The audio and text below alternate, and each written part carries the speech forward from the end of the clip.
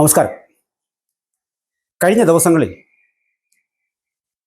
മുമ്പുണ്ടായിരുന്ന ചില പരാമർശങ്ങൾ കോൺഗ്രസിൽ നിന്നും സോണിയയിൽ നിന്നും ഇവർ പറഞ്ഞാൽ പിന്നെ സാധാരണഗതിയിൽ പിണറായി വിജയന് പറയാതിരിക്കാൻ കഴിയില്ല.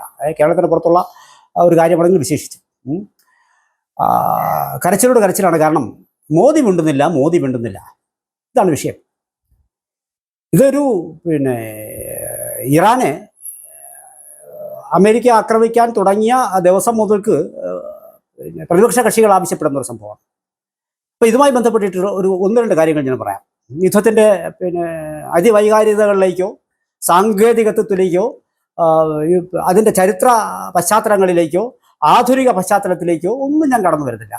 ഞാൻ പറയാൻ ഉദ്ദേശിക്കുന്ന ചില കാര്യങ്ങൾ ഇത് മാത്രമാണ്. ഒന്ന്, എന്തായാലും ഒരൊറ്റ വാക്കിൽ പറഞ്ഞാൽ ഈ അമേരിക്കയുടെ അധീശത്തെ കയറ്റത്തെ അത്രയ്ക്ക് നല്ലല്ല ഒരു കാരണവശാലും അംഗീകരിക്കാത്ത ഇറാനും ദളിപ്പിൻ്റെ ആ പരമാധികാരത്തിലേക്ക് കടന്നു കയറാൻ ശ്രമിക്കുന്ന തങ്ങളുടെ വരുതിയിലാക്കാൻ ശ്രമിക്കുന്ന അമേരിക്കയും. അപ്പോൾ ഇത് ഇങ്ങനെ കണ്ടുകൊണ്ടിരിക്കുന്ന സമയത്താണ് മറ്റൊരു രാജ്യങ്ങളിലും കാണാത്ത ഒരു അവസ്ഥാവിശേഷം ഭാരതത്തിനുള്ളിൽ ഉടലെടുക്കുന്നത്. മിക്കവാറും എല്ലാ രാജ്യങ്ങളും ഇപ്പോൾ അമേരിക്കയിൽ തന്നെ ഒരുപക്ഷെ ഇതിന് നേരെ ട്രംപിൻ്റെ അഭിപ്രായങ്ങൾക്ക് നേരെ വിരുദ്ധമായ അഭിപ്രായങ്ങളുള്ള ആൾക്കാരുണ്ട്. പക്ഷെ അതൊരു സ്ട്രാറ്റജിയാണ്. അത് രാജ്യവുമായി ബന്ധപ്പെട്ട് കിടക്കുന്ന ഒന്നാണ്. തൽക്കാലം യുദ്ധം തീരട്ടെ, അതുവരെ കാത്തിരിക്കാം, പിന്നെ എതിരഭിപ്രായങ്ങൾ പറയാമെന്ന് പറഞ്ഞു. നമ്മുടെ രാജ്യത്ത് മാത്രം അതല്ല അവസ്ഥ. മോദി മിണ്ടുന്നില്ല. മോദി ഇപ്പോൾ പ്രസ്താവന നടത്തണം. ഇതൊക്കെ യുദ്ധം മുഴുവൻ നടത്തിയത് ആ മനുഷ്യൻ ആ മനുഷ്യനാണെന്നാണ് വാസ്തവത്തിൽ ഇവിടെ കോൺഗ്രസും നമ്മുടെ ദൗർഭാഗ്യം എന്ന് പറഞ്ഞാൽ നമ്മുടെ മുഖ്യമന്ത്രി പിണറായി വിജയൻ പോലും പറഞ്ഞു പരത്താൻ ശ്രമിക്കുന്നത് എന്ന തോന്നൽ ഉളവാക്കുന്ന പ്രസ്താവനകളാണ് വരുന്നത്. ഞാൻ പറഞ്ഞു വരുന്നത് വലിയൊരു ദേശീയ വികാരമുണ്ട്. ആ ദേശീയ വികാരം ഒരുപക്ഷെ ഇതിൽ ചില ആൾക്കാർക്ക് ദഹിക്കുന്നില്ല എന്നാണ് തോന്നുന്നത്. വളരെ സ്ട്രാറ്റജിക്കലായിട്ടുള്ളൊരു വിദേശ നയമാണ്. അത്രയും കൂടി നമ്മുടെ ആൾക്കാർ മനസ്സിലാക്കണം. വളരെ സ്ട്രാറ്റജിക്കലായിട്ടുള്ള ഒരു വിദേശ നയമാണ് 2014 ശേഷം നരേന്ദ്രമോദി അധികാരത്തിൽ വന്നതിന് ശേഷം ഇന്ത്യ പിന്തുടരുന്നത്. ഇത് വ്യക്തിപരമായി മോദിയും ട്രംപുമായിട്ടുള്ള ഒരു അടുപ്പത്തിൻ്റെ വിഷയമല്ല ഇത് വാസ്തവത്തിൽ. നേരത്തെ ബൈഡനുമായിട്ടും ഒക്കെ ഒരു രാജ്യവുമായിട്ട് ഉള്ളൊരു ബന്ധമാണ്. അങ്ങനെ വായിക്കാൻ നമുക്ക് കഴിയുന്നില്ല. ട്രംപിനെയും ഇദ്ദേഹത്തെയും തമ്മിൽ കൂട്ടിയിണക്കിക്കൊണ്ടാണ് നമ്മുടെ നാട്ടിനുള്ളിലെ രാജ്യത്തിനുള്ളിലെ ചില നേതാക്കൾ. അത് വളരെ ദൗർഭാഗ്യകരം എന്ന് തന്നെ പറയാം. സോണിയാഗാന്ധിയിൽ നിന്ന് പോലും അല്ലെങ്കിൽ കോൺഗ്രസിലെ തലമുതിർന്ന നേതാക്കളിൽ നിന്ന് പോലും ഇത്തരത്തിലുള്ള അഭിപ്രായമാണ് വരുന്നത്. രാഹുൽ ഗാന്ധിയെ പേരെ പരാമർശിച്ച കാര്യമില്ല. അദ്ദേഹത്തിന് എന്താണ് പറയുന്നത് പോലും ചിന്തിക്കാൻ മനസ്സിലാക്കാൻ കഴിയുന്ന ഒരു വ്യക്തിയെക്കുറിച്ച് പറയുന്നില്ല. ഇങ്ങനെ വളരെ തെറ്റിദ്ധരിപ്പിക്കുന്നതായിട്ടുള്ള ഒരു പ്രസ്താവനകളാണ് കഴിഞ്ഞ ദിവസങ്ങളിൽ ഇറാൻ്റെ ഇറാന് നേരെയുള്ള ആക്രമണത്തെക്കുറിച്ച് ഉണ്ടായി വരുന്നത്. നമ്മൾ ശ്രദ്ധിക്കേണ്ട കാര്യം എന്ന് വെച്ചാൽ ഒരു മൾട്ടിപ്പിൾ കാഴ്ചപ്പാടുള്ള ഒരു നയം നമ്മൾ രൂപപ്പെടുത്തി കഴിഞ്ഞിരിക്കുന്നു വാസ്തവത്തിൽ ഭാരതം എന്ന് പറയുന്നത്. ഈ ഇടയ്ക്ക് ഇപ്പോൾ അമേരിക്കയുടെ ഒരു പ്രസ്താവന ഉണ്ടായിരുന്നു. അവർ ചൈനയെ ഞങ്ങൾ വളരാൻ അനുവദിച്ചതുപോലെ കഴിഞ്ഞ 20 വർഷങ്ങൾക്കുള്ളിൽ ചൈനയെ ഞങ്ങൾ വളരാൻ അനുവദിച്ചതുപോലെ ഒരു അവസരം ഇന്ത്യക്ക് കൊടുക്കില്ല എന്ന് വളരെ പുച്ഛിച്ച് തള്ളാവുന്ന ഒരു അഭിപ്രായമാണെന്ന് ഒന്ന് ഓർത്ത് നോക്കിയേ.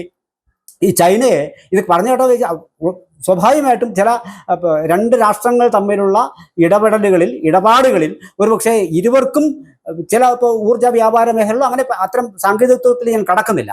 അപ്പം ഒരുപാട് കാര്യങ്ങൾക്ക് ഇരു രാജ്യങ്ങളുടെയും വളർച്ച ലക്ഷ്യമിട്ടിട്ടുള്ള കൈകൊടുക്കലുകളായിരിക്കും സ്വാഭാവികം ഇടപെടലുകളിലും ഇടപാടുകളിലും ഉണ്ടാവുക.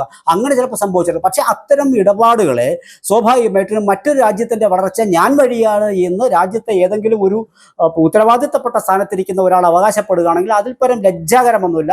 ബേസ്ലെസ് ആയിട്ടുള്ള കാര്യമാണ്. ഇപ്പം നാളെ ഇന്ത്യ 3ാം ലോകശക്തിയായി വളരുന്ന നമ്മുടെ മനസ്സിലുള്ളത് ഒരു പർട്ടിക്കുലർ ടൈം പറഞ്ഞിട്ടുണ്ട് നമ്മൾ. ആ സമയത്തിനുള്ളിൽ നമ്മൾ 3ാം സാമ്പത്തിക ശക്തിയായി ഉയരും. ഒന്ന് ആലോചിച്ച് നോക്കിയാട്ടെ, ഇത് 3ാം സാമ്പത്തിക ശക്തിയായിട്ട് ഉയരാനാണോ വാസ്തവത്തിൽ? അല്ല. നമ്മുടെ ലക്ഷ്യം എന്ന് പറയുന്നത് ഒന്ന് തന്നെയാണ്.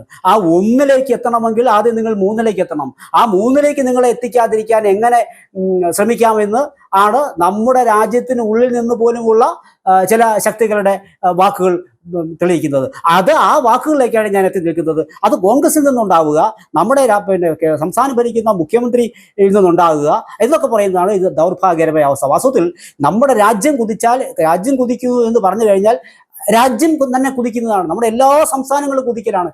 പക്ഷേ അവിടെ നിങ്ങൾക്ക് പറയാം യുദ്ധം കഴിയുമ്പോൾ അല്ലെങ്കിൽ അതിന് അനുയോജ്യമായ വേദികളുണ്ടാവും. ആ വേദികളിൽ നിന്ന് എത്രയോ ഇപ്പോൾ നരേന്ദ്രമോദി ചെയ്യുന്നതും പറയുന്നതും ശരിയാണെന്ന അഭിപ്രായമൊന്നും എല്ലാം ശരിയാണെന്ന അഭിപ്രായം ഞാൻ പറയുന്നില്ല. ഇപ്പോൾ കർഷക സമരം വന്നു. കർഷക സമരത്തിന് ഏതളവിലാണ് രാജ്യത്തിനകത്തും പുറത്തും നിന്ന് സഹായ സഹകരണങ്ങൾ ലഭിച്ചത് നമ്മൾ ഓർക്കണം.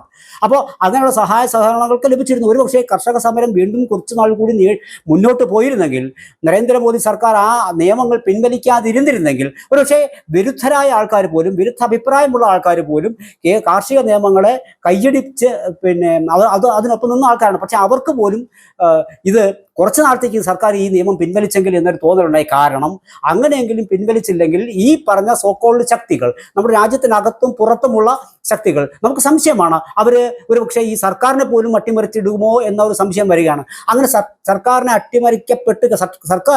അട്ടിമറിക്കപ്പെട്ടു കഴിഞ്ഞാൽ സ്വാഭാവികമായും നമ്മുടെ വളർച്ചയെ അത് വളരെ ഗൗരവമായി തന്നെ ബാധിക്കും. നമ്മളിപ്പോൾ നോട്ടമിട്ടിരിക്കുന്ന ലോകത്തെപ്പോഴും ഈ സാമ്പത്തികം എന്ന് പറയുന്നത് വളരെ അത്യാവശ്യമാണ്. അതുവഴി ഉണ്ടാകുന്ന മസിലാണ് വാസ്തവത്തിൽ മൊണോപ്പൊളിയാണ് വാസ്തവത്തിൽ ഇപ്പോൾ അമേരിക്കയുടെ ഭാഗത്ത് ഉണ്ടാകുന്നത്. അത് മസിൽ വലിയൊരു കാര്യമാണ്, പണം വലിയൊരു കാര്യമാണ്, അവിടെ പിടിച്ചു നിൽക്കലാണ്. അവിടെ അതിൽ പെട്ട് സാമ്പത്തികമായ ഉയർച്ചയെ മുരടിപ്പിച്ചാൽ അത് ഇന്ത്യയുടെ വളർച്ചയെ തടയാൻ കഴിയുമെന്ന് ഇതൊക്കെ അന്താരാഷ്ട്ര തലങ്ങളിൽ എത്രയോ മൾട്ടിനാഷണൽ ചർച്ചകൾ ഉണ്ടായിട്ടുണ്ടാവും. പക്ഷെ അതിന് ഉപോത്ബലകമായി അതിനെ സാധൂകരിക്കുന്ന ചില പെരുമാറ്റങ്ങൾ, ചില വാക്കുകൾ, ചില പ്രവൃത്തികൾ നമ്മുടെ ഉള്ളിൽ നിന്നും വരുന്നു. അതിൻ്റെ ഏറ്റവും ഒടുവിലത്തെ തെളിവാണ് ഞാൻ ഈ പറഞ്ഞത്. അപ്പോൾ അതുകൊണ്ട് തന്നെ അവർ സ്വാഭാവികമായും ഉണ്ടാക്കി വയ്ക്കുന്ന ഒരു നറേറ്റീവ് ഉണ്ട്. ഇന്ത്യ അമേരിക്കയ്ക്ക് മുന്നിൽ മുട്ടിടിക്കുന്നു, കീഴടങ്ങുന്നു, മൗനിയാണ് നരേന്ദ്രമോദി. ഇത് കേട്ടാൽ നേരത്തെ പറഞ്ഞത് തന്നെയാണ് തോന്നുന്നു, ഈ യുദ്ധം ഉണ്ടാക്കിയത് ഈ മനുഷ്യനാണെന്ന് തോന്നുന്നു. അത്തരത്തിൽ ഇങ്ങനെ ഒരു നറേറ്റീവ് രാജ്യത്തിനകത്ത് കൂട്ടമായി ചേർന്ന് ഉണ്ടാക്കിയത്. അതാണ് ഞാൻ പറഞ്ഞത്. ഈ മൾട്ടിപ്പിൾ ആയിട്ടുള്ള അത്തരം ഡയമെൻഷൻസിലുള്ള നമ്മുടെ വിദേശ നയമുണ്ട്.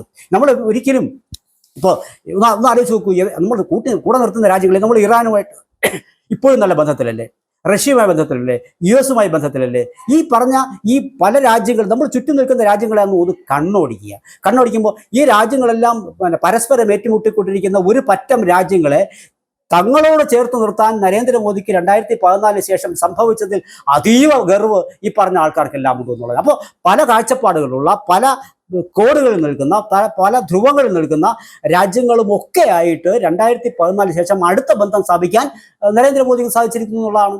അങ്ങനെ സാധിക്കുന്നതാണ് ഇതിന് ഉള്ളിലുള്ള ചില നമുക്ക് ഞാൻ രാജ്യദ്രോഹികളെന്ന് പറയുന്നില്ല, രാജ്യവിരുദ്ധ ചിന്തകൾ നിറയുന്ന പ്രസ്താവനകൾ ചെയ്യുന്ന ആൾക്കാരെ ആൾക്കാരുടെ മനസ്സിൽ തളം കെട്ടി നിൽക്കുന്ന അതാണ് സംഭവം. അപ്പോൾ അവർക്ക് ഉണ്ടാകുന്ന രാഷ്ട്രീയ ലക്ഷ്യമാണ് എപ്പോഴും നിങ്ങൾ ചിന്തിക്കുക, ഒരു പ്രത്യേക കാഴ്ചപ്പാടുള്ള ഒരു ഭരണ സംവിധാനം അത് തുടർച്ചയായി നിലനിന്ന് കഴിഞ്ഞാൽ സ്വാഭാവികമായും ഈ നമ്മുടെ വളർച്ചയിൽ അത് വ്യക്തമായ സ്വാധീനം ചെലുത്തും. അത്തരം ഒരു സ്വാധീനമാണ് ഇവിടെ നരേന്ദ്രമോദി സർക്കാർ ചെയ്തുകൊണ്ടിരിക്കുന്നത്. അത് നരേന്ദ്രമോദി സർക്കാർ എന്നുള്ള ഏത് സർക്കാരിനും അതാണ് സാധിക്കുന്നത്. പക്ഷെ അതിൽ നിന്ന് വിപരീതമായി ചില സംഭവങ്ങൾ ചൂണ്ടിക്കാണിക്കാൻ നോക്കുന്നു.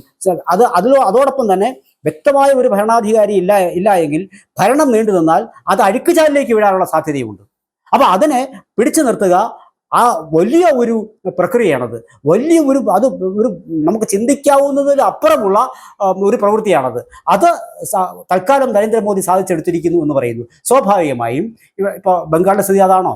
ഭരണം നീണ്ടുവന്നോ മെച്ചപ്പെടുമെന്നോ ചിന്തിച്ചോ? ഇല്ല. ഭരണത്തെ മറ്റൊരു വഴിക്ക് ഈ ഭരണ സംവിധാനത്തെ മറ്റ് ചില കാര്യങ്ങൾക്കായിട്ട് വഴിതിരിച്ചു വിടുകയും അത് ഉപയോഗിച്ചതിൻ്റെ ഫലമായിരുന്നു ബംഗാളിൽ കണ്ടത്. ഇപ്പോൾ കേരളത്തിലുള്ള ഈ ഭരണവിരുദ്ധ വികാരം എന്ന് പറയുന്നത് അങ്ങനെ തന്നെ വരുന്നത്. മമതയ്ക്ക് വന്നതും അത് തന്നെയാണ്. ഈ തമിഴ്നാട്ടിൽ സംഭവിക്കാൻ പോകുന്നതും അത് തന്നെയാണ്. അവിടെ രാജ്യവിരുദ്ധ പ്രസ്താവനകളും ദേശീയതയുടെ ആ ഒരു ചരടിലാണ് നമ്മൾ കോർക്കപ്പെടേണ്ടത്. ആ ദേശീയയുടെ ചരടിൽ കോർക്കപ്പെടാതിരിക്കുന്നത് വഴി ചില സംശയങ്ങൾ എൻ്റെയും നിങ്ങളുടെയും മനസ്സിൽ വരുന്നു എന്ന് മാത്രമാണ്. അതിലേക്കാണ് ഞാൻ നിൽക്കുന്നത്. ഇവിടെ കോൺഗ്രസ്, സോണിയാഗാന്ധി, മേൽപ്പറഞ്ഞ കക്ഷികളെല്ലാം തന്നെ ഇവരെല്ലാം ഏറ്റവും കൂടുതൽ നമ്മുടെ മുഖ്യമന്ത്രി ഇവിടെ രാജ്യത്തിനകത്ത് അത്തരത്തിലൊരു നറേറ്റീവ് സൃഷ്ടിക്കാൻ പർപ്പസ്ഫുള്ളി ശ്രമിക്കുന്നു. അതായത് ആ നറേറ്റീവിൽപ്പെട്ട് പോകാതിരിക്കാനുള്ള ശ്രമങ്ങളാണ് നരേന്ദ്രമോദി സർക്കാരിൻ്റെ ഭാഗത്തു നിന്നുണ്ട്. ഇപ്പോൾ നമ്മുടെ വിദേശകാര്യ മന്ത്രി തന്നെ ഈ വിഷയത്തിന്മേൽ കഴിഞ്ഞ ദിവസങ്ങളിൽ വളരെ വ്യക്തമായ നിലപാടെടുത്തു കഴിഞ്ഞിരിക്കുന്നു. യുദ്ധത്തെ സംബന്ധിച്ച് നമുക്ക് നിലപാടുണ്ട്. ഇപ്പോൾ ഇപ്പോൾ നമ്മുടെ പാകിസ്ഥാനെ കഴിഞ്ഞ വർഷങ്ങൾ കുറേ മാസങ്ങൾക്ക് മുമ്പുണ്ടായ ആക്രമണത്തെ സംബന്ധിച്ചിട്ട് ആ ഒരു സമയത്ത് സ്വാഭാവികമായിട്ടും നമ്മുടെ രാജ്യത്തെ ആൾക്കാർ അന്ന് ഇത് ചില ദിവസങ്ങളാണ് ആ യുദ്ധം ചില ആക്രമണം നിന്നത്. ആ ആക്രമണത്തിന് മുന്നേ തന്നെ അഭിപ്രായങ്ങളുമായി ചാടി ഇറങ്ങുകയാണ് ചെയ്യുന്നത്. ഇവിടെ വാസ്തവത്തിൽ അതുപോലും സംഭവിച്ചില്ല എന്നുള്ളതാണ്. ഇവിടെ മറ്റൊരു രാജ്യത്തെ, അത് ഇന്ത്യയുമായി നേരിട്ടുള്ള വിഷയമായിരുന്നുവെങ്കിൽ ഇത് ഇന്ത്യയുമായിട്ട് നേരിട്ടുള്ള വിഷയങ്ങളല്ല. അപ്പോൾ അവിടെ എണ്ണ വാങ്ങിക്കാത്തതും പ്രധാനമന്ത്രി സംസാരിക്കാത്തതും അത് പ്രസ്താവന നടത്താത്തതും മീഡിയയെ കാണാത്തതും ഒക്കെയാണ് വലിയ വലിയ ചർച്ചകൾ നമ്മുടെ രാജ്യത്ത് വരുന്നത്. ഇത് ബിക്കോസ് ഓഫ് ഇതിനകത്ത് ഒരേ ഒരു വിഷയം മാത്രമാണ് ഇതിനകത്ത് ഉള്ളതെന്ന് പറഞ്ഞാൽ രാജ്യത്തിനകത്തൊരു നാരറ്റീവ് ക്രിയേറ്റ് ചെയ്യുക.